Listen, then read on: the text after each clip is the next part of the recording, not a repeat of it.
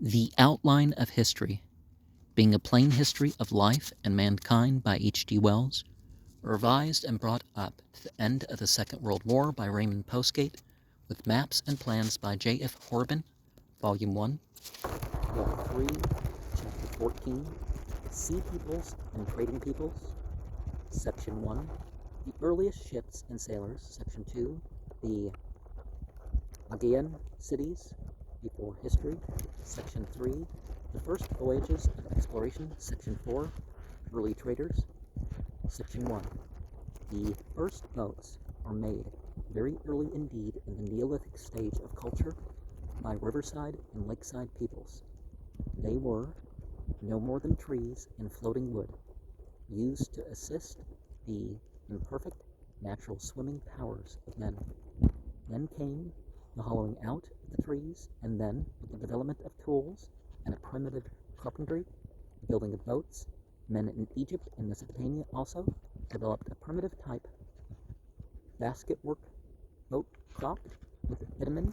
Such was the ark of bulrushes, in which Moses was hidden by his mother. A kindred sort of vessel grew up by the use of skins and hides, expanded upon a wicker framework. To this day, cowhide wicker boats, coracles, are used upon the west coast of Ireland, where there are plenty of cattle and a poverty of big trees. They are also still used in the Euphrates and on the Towie in South Wales. There's a Towie. In Alaska, also boats of this ancient type are found, and men will cross in them from America to Siberia. Inflated skins may have preceded the coracle and are still used on the Euphrates and Upper Ganges in the valleys of the great rivers. Boats must early have become an important means of communication, and it seems natural to suppose that it was from the mouths of the great rivers that man, already in a reasonably seaworthy vessel, first ventured out upon what must have seemed to him then the trackless and homeless sea. No doubt he ventured at first as a fisherman, having learnt the elements of seacraft in creeks and lagoons. Men may have navigated boats upon the Levantine lake before the refilling of the Mediterranean by the Atlantic waters. The canoe was an integral part of the Paleolithic culture. It drifted with that culture upon the warm waters of Earth from the Mediterranean to, at last, America. There were not only canoes, but Sumerian boats and ships on the Euphrates and Tigris, when these rivers in 7000 BCE fell by separate mouths into the Persian Gulf. And we see this illustration of boats on the Nile about 2500 BCE. And we have another one here, Egyptian ships on the Red Sea about 1250 BCE from Tor's Ancient Ships. Mr. Langton Cole calls attention to the rope truss in this illustration, suffering the beam of the ship. No other such use of the truss is known until the days of modern engineering. The Sumerian city, Eridu, which stood at the head of the Persian Gulf, from which it is now separated by 130 miles of alluvium, had ships upon the sea then. We also find evidence of a fully developed sea life 6,000 years ago at the eastern end of the Mediterranean, and possibly at that time there were already canoes on the seas among the islands of the Near East Indies. There are pre-dynastic Neolithic Egyptian representations of Nile ships of a fair size, capable of carrying elephants. Very soon the seafaring men must have realized the peculiar freedom and opportunities the ship gave them. They could not get away to the islands. No chief nor king could pursue a boat or ship with any certainty. Every captain was a king. The seamen would find it easy to make nests upon islands and in strong positions on the mainland. There they could harbor. There they could carry on certain agriculture and fishery. But their specialty and their main business was, of course, the expedition across the sea. That was not usually a trading expedition. It was much more frequently a piratical raid. From what we know of mankind, we are bound to conclude that the first sailors plundered when they could and traded when they had to, because it developed in the comparatively warm and tranquil waters of the eastern Mediterranean, the Red Sea, the Persian Gulf, and the western horn of the Indian Ocean. The shipping of the ancient world retained throughout certain characteristics that made it differ very widely from the ocean-going sailing shipping, with its vast spread of canvas, of the last 400 years.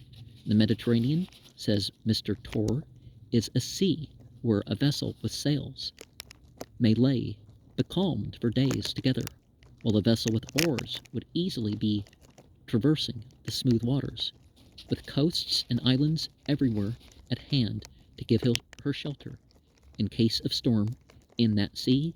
Therefore, oars became the characteristic instruments of navigation, and the arrangement of oars the chief problem in shipbuilding.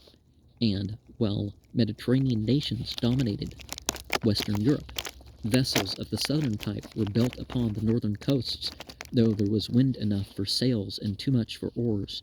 The art of rowing can first be discerned upon the Nile. Boats with oars are represented in the earliest pictorial monuments of Egypt, and although some crews are paddling with their faces towards the bow, others are rowing with their faces towards the stern. The paddling is certainly the older practice, for the hieroglyphic Chen, probably Ken, depicts two arms grasping an oar in the attitude of paddling, and the hieroglyphics were invented in the earliest ages, and that practice may really have ceased before 2500 BCE, despite the testimony of monuments of that date. For in monuments dating from about 1250 BCE, crews are represented unmistakably rowing with their faces towards the stern and grasping their oars in the attitude of paddling, so that even then Egyptian artists mechanically followed the turn of the hieroglyph to which their hands were accustomed. In these reliefs, there are 20 rowers on the boats on the Nile and 30 on the ships on the Red Sea, but in the earliest reliefs the number varies considerably and seems dependent on the amount of space at the sculptor's disposal. The Aryan-speaking peoples came late to the sea. The earliest ships on the sea were either Sumerian or Hamitic. The Semitic peoples followed close upon the pioneers. Along the eastern end of the Mediterranean, the Phoenicians, the Semitic people, set up a string of independent harbor towns, of which Acre, Tyre, and Sidon were the chief. And later, they pushed their voyages westward and founded Carthage and Utica in North Africa. Possibly, Phoenician keels were already in the Mediterranean by 2000 BCE. And remember, the C thing in Greek and Latin is not the S sound. Well, I mean, when we see it translated as a C, that's usually, a K sound. Both Tyre and Sidon were originally on islands, and so easily defensible against a land raid. But before we go on to the marine exploits of this great seagoing race, we must note a very remarkable and curious nest of early sea people whose remains have been discovered in Crete. Section 2. These early Cretans were of a race akin to the Iberians of Spain and Western Europe, and the dark whites of Asia Minor and North Africa, and their language is unknown. This race lived not only in Crete, but in Cyprus, Greece, Asia Minor, Sicily, and South Italy. It was a civilized people for long ages before the fair Nordic Greeks spread southward through Macedonia. At Knossos, in Crete, there have been found the most astonishing ruins and remains, and Knossos therefore is apt to overshadow the rest of these settlements in people's imaginations, but it is well to bear in mind through Knossos that though it was no doubt the chief city of this Achaean civilization, these Achaeans had, in the fullest of their sway, many cities and a wide range At Knossos, there are Neolithic remains as old or older than any of the pre-dynastic remains of Egypt. The Bronze Age began in Crete as soon as it did in Egypt, and there have been vases found by Sir Flinders Petrie in Egypt and referred by him to the First Dynasty, which he declares to be importations from Crete. Stone vases, amulets, and impressions of seals found in Crete point to relations with the Nile Valley even before the historic dynasty. Stone vessels have been found of forms characteristic of the 4th pyramid building dynasty, and there can be no doubt that there was a vigorous trade between Crete and Egypt in the time of the 12th dynasty. This continued until about 1000 BCE. It is clear that this island civilization arising upon the soil of Crete is at least as old as the Egyptian, and that it was already launched upon the sea as early as 4000 BCE, before either Semite or Aryan had made a figure upon the stage of history. The great days of Crete were not so early as this. It was only about 2500 BCE that the island appears to have been united under one ruler. Then began an age of peace and prosperity, unexampled in the history of the ancient world, secure from invasion, living in a delightful climate, trading with every civilized community in the world. The Cretans were free to develop all the arts and amenities of life. This Knossos was not so much a town as the vast palace of the king and his people. It was not even fortified. The kings, it would seem, were called Minos always, as the kings of Egypt were called Pharaoh. The king of Knossos figures in the early legends of the Greeks as King Minos, who lived in the labyrinth and kept there a horrible monster, half man, half bull, the Minotaur, to feed which he levied a tribute of youths and maidens from the Athenians. These stories are a part of Greek literature and have always been known, but it is only in the last few decades that the excavations at Knossos have revealed how close these legends were to the reality. The Cretan labyrinth was a building as stately, complex, and luxurious as any in the ancient world. We find water pipes, bathrooms, and like conveniences, such as have hitherto been regarded as the latest refinements of modern life.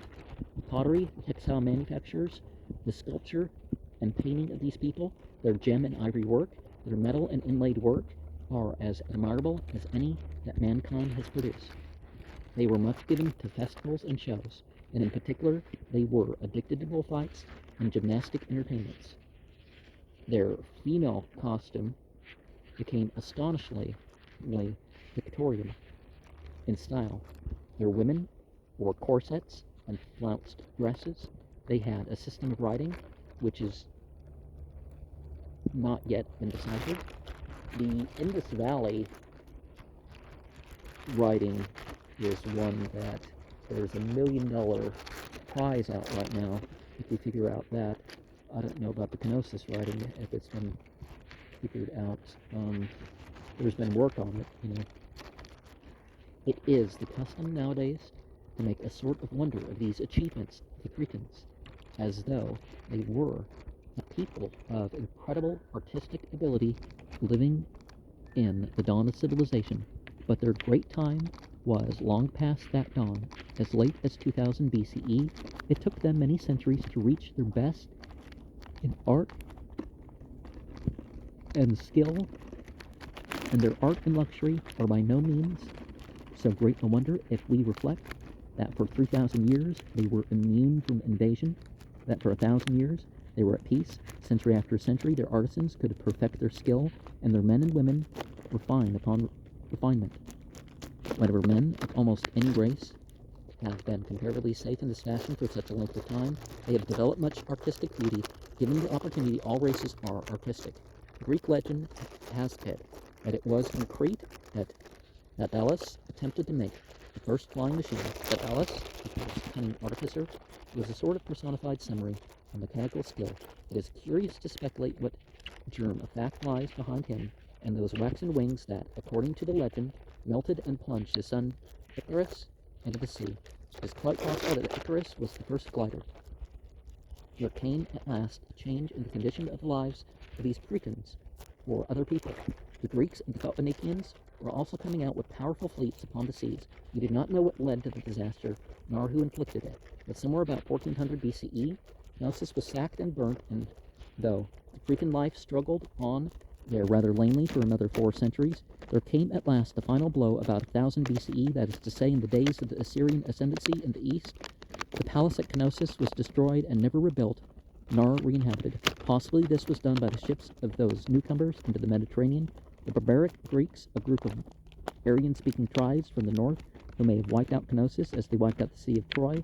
The legend of Theseus tells of such a raid. He entered the labyrinth, which may have been the Knossos palace, by the aid of Ariadne, the daughter of Minos, and slew the Minotaur. The Iliad makes it clear that destruction came upon Troy because the Trojans stole Greek women. Modern writers with modern ideas in their head have tried to make out that the Greeks assailed Troy in order to secure a trade route to Colchis, or some such fine-spun commercial advantage. Well, there often is, but, don't make up one where there's not the evidence. If so, the authors of the Iliad hid the motives of their characters very skillfully. It would be about as reasonable to say that the Homeric Greeks went to war with the Trojans in order to be well ahead with a station on the Berlin-Baghdad railway. The Homeric Greeks were a healthy, barbaric people with very poor ideas about trade and trade routes. They went to war with the Trojans because they were thoroughly annoyed about this stealing of women. It is fairly clear from the Minos legend and from the evidence of the Knossos remains that the Cretans kidnapped or stole youths and maidens to be slaves, bullfighters, athletes, and perhaps sacrifices.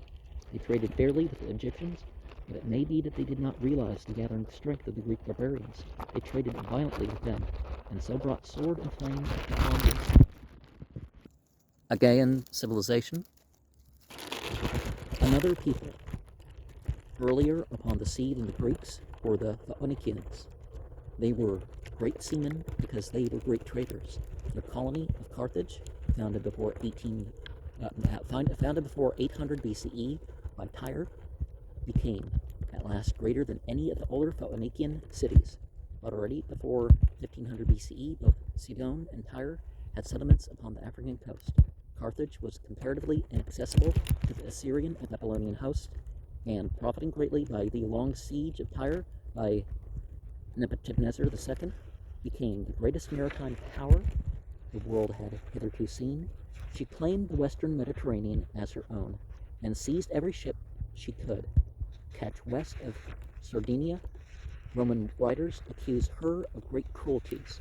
She fought the Greeks for Sicily, and later, in the 2nd century BCE, she fought the Romans. Alexander the Great formed plans for her conquest, but he died, as we shall tell later, before he could carry them out. Section 3. At her zenith, Carthage probably had the hitherto unheard of population of 1 million. This population was largely industrial, and her woven goods were universally famous. As well as a coasting trade, she had a considerable land trade with Central Africa. There were, we may note here, no domesticated camels in Africa until after the Persian conquest of Egypt, and the camel as a beast of transport was seemingly not introduced in North Africa till the Arab invasions of the 7th century of the Common Era. This must have greatly restricted the desert routes, but the Sahara Desert of 3,000 or 2,000 years ago was much less parched and sterile than it is today. From rock engravings, we may deduce the theory that the desert was crossed from oasis to oasis by riding oxen and by ox carts, perhaps also on horses and donkeys. Carthage, thus placed between the hinterlands of Africa and the sea, sold Negro slaves, ivory, metals, precious stones, and the like to all the Mediterranean people. She worked Spanish copper mines, and her ships went out into the Atlantic and coasted along Portugal and France northward as far as the Cassiterides, the Scilly Isles, or Cornwall in England, to get tin. About 520 BCE, a certain Hanno made a voyage that is still one of the most notable in the world. This Hanno, if we may trust the Periplus of Hanno, the Greek translation of his account, which still survives, followed the African coast southwards from the Straits of Gibraltar as far as the confines of Liberia. He had 60 big ships, and his main task was He found or reinforced certain Carthaginian stations upon the Moroccan coast. Then he pushed southward. He founded a settlement in the Rio de Oro and sailed on past the Senegal River. Senegal is a weird placement of a country in comparison with Gambia. Voyagers passed on for 7 days beyond Gambia and landed at last upon some island. This they left in a panic because, although the day was silent, with the silence of the tropical forest, at nights they heard the sound of flutes, drums, and gongs. And the sky was red with the blaze of bushfires. The coast country for the rest of the voyage was one blaze of fire. From the burning of the bush, streams of fire ran down the hills, and at length a blaze arose so loftily that it touched the skies. 3 days further brought them to an island containing a lake, Sherbro Island. In this lake was another island, Macaulay Island, perhaps. And Sherbro Island is stated as not sure, question mark. And on this were wild, hairy men and women, whom the interpreters called gorilla. The Carthaginians, having caught some of the females of these gorillas, they were probably chimpanzees, turned back and eventually deposited the skins of their captives, who had improved impossibly violent guests to entertain on board ship in the Temple of Juno. A still more wonderful Phoenician sea voyage, long doubted, but now supported by some archaeological evidence, is related by Herodotus, who declares that the pharaoh Necho of the 26th dynasty commissioned some Phoenicians to attempt the circumnavigation of Africa, and that starting from the Gulf of Suez southward, they did finally come back through the Mediterranean to the Nile Delta. They took nearly 3 years to complete their voyage. Each year they landed and sowed and harvested a crop of wheat before going on. Section 4. The great trading cities of the Phoenicians are the most striking of the early manifestations of the peculiar and characteristic gift of the Semitic peoples to mankind, trade and exchange. While the Semitic Phoenician peoples were spreading themselves upon the seas, another kindred Semitic people, the Arameans, whose occupation of Damascus we have already noted, were developing the caravan routes of the Arabian and Persian deserts and becoming the chief trading people of the Western Asia. There was also an early sea trade out of the Red Sea and Persian Gulf southward. Recently, ancient Bushman rock paintings have been found in South Africa, very similar in style and treatment to the paintings of the Paleolithic men in the east of Spain. And in these paintings, white men with what may be Assyrian headdresses are shown. The Semitic peoples, earlier civilized than the Aryan. Now the evidence kind of points the opposite way in basically every type of civilization that people could call civilization, have always shown and still show today a far greater sense of quality and quantity in marketable goods than the latter. And remember, Semitic is not the same as Jewish. It is to their need of account keeping that the development of alphabetical writing is to be ascribed, and it is to them that most of the great advances in computation are due. Our modern numerals are Arabic, which kind of come out of the ancient Egyptian. Our arithmetic and algebra are essentially Semitic sciences. The Semitic peoples, we may point out here, are to this day counting peoples strong in their sense of equivalence and reparation. The moral teaching of the Hebrews was saturated by such ideas. With what measure ye meet, the same shall be meted unto you. Well, there are some things in the Bible that I don't know about calling that ethical or moral, but ethical, yeah, I guess, because it's something of the ethics.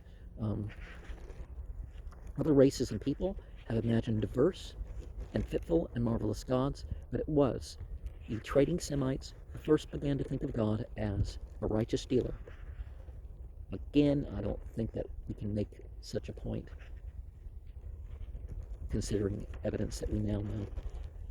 Whose promises were kept, who failed not, the humblest creditor, and called to account every spurious act, The trade that was going on in the ancient world before the 6th or 7th century BCE was almost entirely a barter trade. There was little or no credit or coined money. The early empires got along without coin altogether. The ordinary standard of value with the early Aryans, and probably with all communities before they settled down, was cattle, and as it still is with the Zulus and Kaffirs today. In the Iliad, respective values of two shields are stated in the head of cattle, and the Roman word for money, pecunia, is derived from pecus, cattle. Cattle as money had this advantage. It did not need to be carried from one owner to another, and if it needed attention and food, at any rate, it bred. But it was inconvenient for ship or caravan transit. Many other substances have at various times been found convenient as a standard. Tobacco was once legal tender in the colonial days in North America, and in West Africa fines were paid and bargains made in bottles of trade gin. Early Asiatic trade included metals and weighted lumps of metal, since they were in general demand and were convenient for hoarding and storage, costing nothing for fodder and needing small house room, soon asserted their superiority over cattle and sheep. Iron, which seems to have been first reduced from its ores by the Hittites, was to begin with a rare and much desired substance. It is stated by Aristotle to have supplied the first currency. Iron bars of fixed weight were used for coin in Britain, says Cassar in his De Bello Gallico, in the collection of letters found in Tel el Amarna, addressed to and from Amenophes III, already mentioned, and his successor, Amenophes IV. One from a Hittite king promises iron as an extremely valuable gift. Gold, then as now, was the most precious and therefore most portable of all metallic value standards. In early Egypt, silver was almost as rare as gold until the 18th dynasty. Later, the general standard of value in the Eastern world became silver, measured by weight. It established something like its modern relationship in value to gold, and has always since retained it. To begin with, metals were handed about in ingots and weighed at each transaction. Then they were stamped to indicate their fineness and guarantee their purity. The earliest coinage of the west coast of Asia Minor was in electrum, a mixture of gold and silver, and there is an interesting controversy as to whether the first issues were stamped by cities, temples, or private makers. The first recorded coins were minted about 600 BCE in Lydia, a gold-producing country in the west of Asia Minor. The first known gold coins were minted in Lydia by Croesus, whose name has become a proverb for wealth. He was conquered, as we shall tell later, by that same Cyrus the Persian, who took Babylon in 539 BCE. But very probably coined money had been used in Babylonia before that time. The sealed shekel, a stamped piece of silver, came very near to being a coin. The servants of the temple of the moon god of about 2000 BCE, when sent on a journey, carried letters of credit written on clay tablets, enabling them to get supplies at the towns through which they passed. The promise to pay so much silver or gold on leather, parchment, with the seal of some established firm is probably as old or older than coinage. The Carthaginians used such leather money. We know very little of the way in which small traffic was conducted in the ancient world. Common people, who in those ancient times were in dependent positions, seem to have had no money at all. They did their business by barter. Early Egyptian paintings show this going on. Small change was in existence before the time of Alexander. The Athenians had a range of exceedingly small silver coins running almost down to the size of a pinhead, which were generally carried in the mouth. A character in Aristophanes was suddenly assaulted and swallowed his change in consequence. Section 5. When one realizes the absence of small money or of any conveniently portable means of exchange in the pre-Alexandrian world, one perceives how impossible was private travel in those days. The first inns, no doubt, a sort of caravanserai, are commonly said to have come into existence in Lydia in the 3rd or 4th century BC. That, however, is too late a date. They are certainly older than that. There is good evidence of them at least as early as the 6th century. Aeschylus twice mentions inns. His word is all receiver or all receiving house. Private travelers may have been fairly common in the Greek world, including its colonies, by that time. But private travel was a comparatively new thing. The early historians, Petaus and Herodotus, traveled widely. I suspect, says Professor Gilbert Murray, that this sort of travel for history or for discovery was rather a Greek invention. Solon is supposed to have practiced it, and even Lycurgus.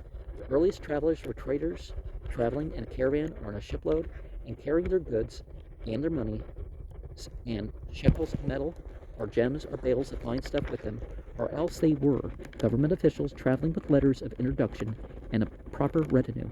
Possibly there were a few mendicants, and in some restricted regions, religious pilgrims.